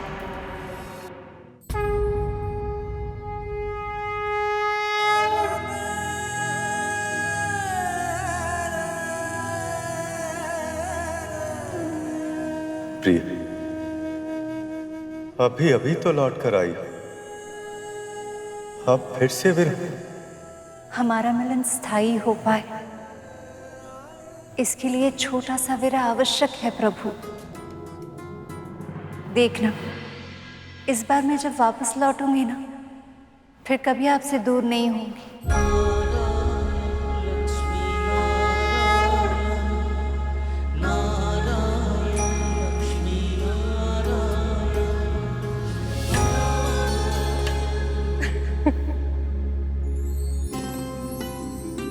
दावा नलसा विरह भयंकर, दोनों को तड़पाए। विलंब मिलन में आवश्यक है, पर हृदय का ताप बढ़ाए। जानती हूँ कितना कठिन है फिर से एक दूसरे से दूर जाना, पर जितनी शीघ्र आप पिता के नगर पहुंचेंगी, उतनी ही शीघ्र विवाह की तैयारियां आरंभ होगी, और उतनी ही शीघ्र आप अपने पति के घर वापस आएंगे। तो अब और विलंब ना करें देवी, चलें।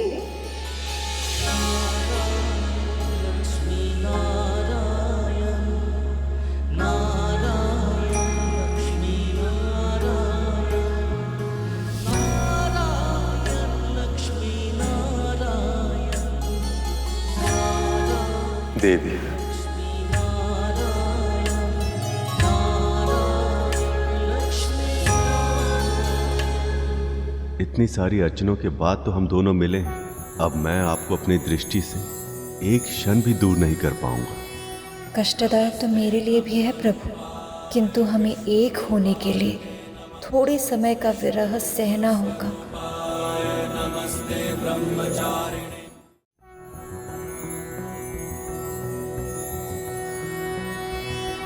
नमस्ते ब्रह्मरूपाय विष्णुरूपाय ते नमः। नमस्ते रुद्ररूपाय करिरूपाय ते नमः। विश्वरूप स्वरूपाय नमस्ते ब्रह्मचारिणे। नहीं प्रभु, ये क्या कर रहे हैं आप? ऐसे मत झुकिए। पर बिना झुके पहनाऊंगा कैसे? आप मुझे दे दीजिए, मैं स्वयं पहन लूंगी। ये तो संभव ही नहीं है देवी।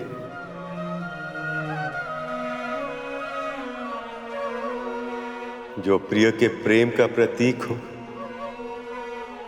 उसे प्रेमी के हाथों से ही धारण किया जाता है। पर मैं आपको झुकने दूं? ये तो असंभव है प्रभु।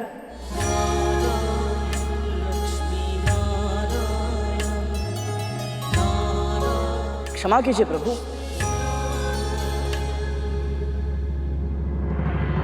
परंतु मेरे पास एक समाधान है।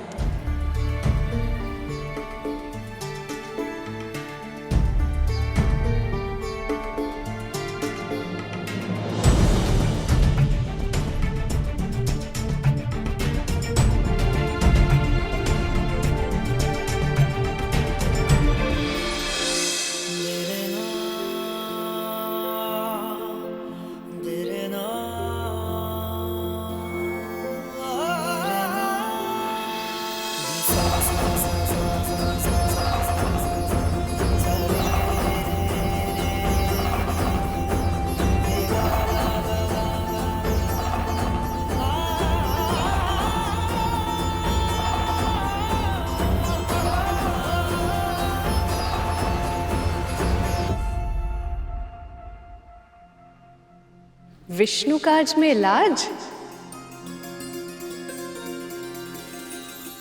सखी की हिचक को आड़े मत आने दीजिए भैया, पहना दीजिए अपनी प्रिय को पायल।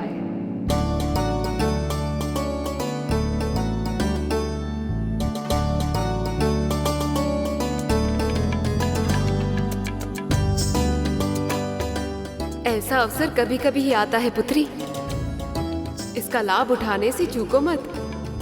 पहना दीजिए प्रभु, पहना ही दीजिए। पहना दीजिए प्रभु, पहना ही दीजिए।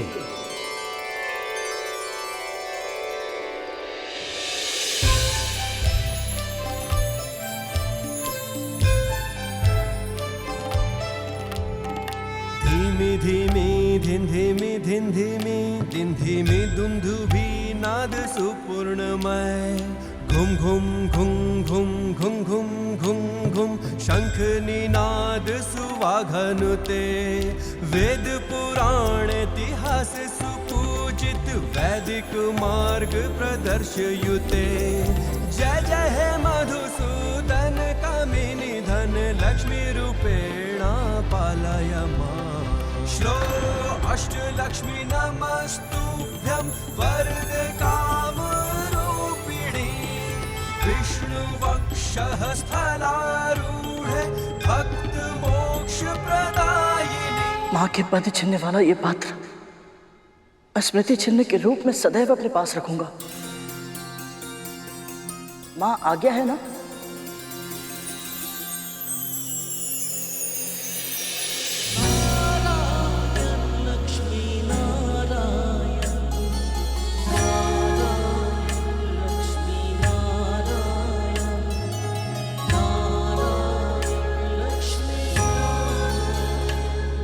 चलें सखी।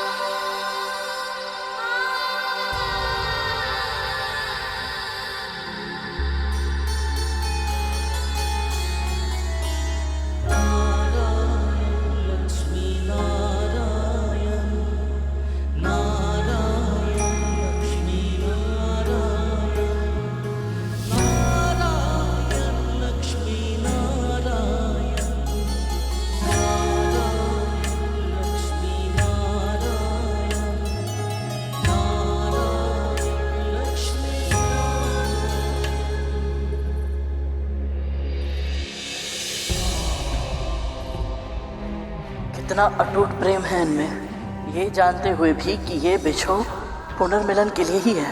इन दोनों के मन में कितनी पीड़ा उमड़ रही है। मैं तो कहता हूं हमें इस विवाह का बहिष्कार करना चाहिए मां। वैसे भी ये विष्णु सदैव हम असुरों के शत्रु रहे हैं और हम इनके विवाह में सम्मिलित हो असंभव है ये।